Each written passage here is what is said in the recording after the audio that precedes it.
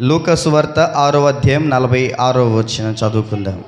నేను చెప్పు మాటల ప్రకారము మీరు చేయక ప్రభువా ప్రభువా అని నన్ను పిలుచుట ఎందుకు చాలు.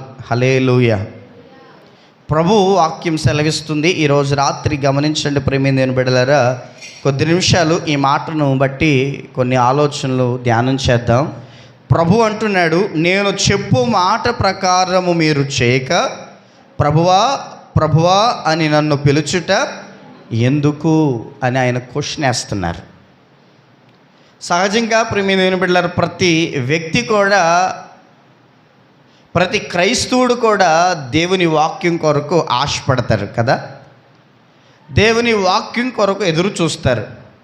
ఆరాధన వచ్చిందంటే ఆరాధనలో ఏమండి శ్రేష్టమైంది ఏంటిది? దేవుని వాక్యం. వాక్యం లేని ఆరాధన ఏమండి అంత జీవం లేనిదే కదా. ఏమండి ఆరాధన అంతటికీ జీవం వాక్యం.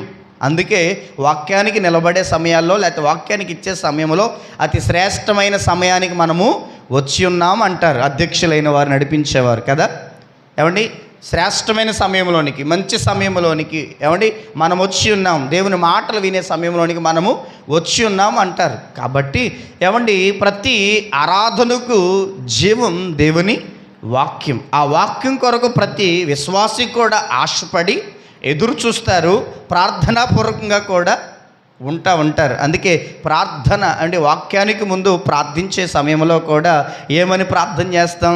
ప్రభువా మీరు నీ దాసుని నిలవబెట్టుకొని నాతో మాట్లాడండి అని ప్రార్థన చేస్తారు. చేశారా? ఇప్పుడు కూడా ఎంతమంది చేసుకున్నారు? అందరూ చేసుకుంటారు తప్పకుండా. హల్లెలూయా. ఏమండి నీ దాసుని నిలవబెట్టుకొని నాతో మాట్లాడండి అయ్యా.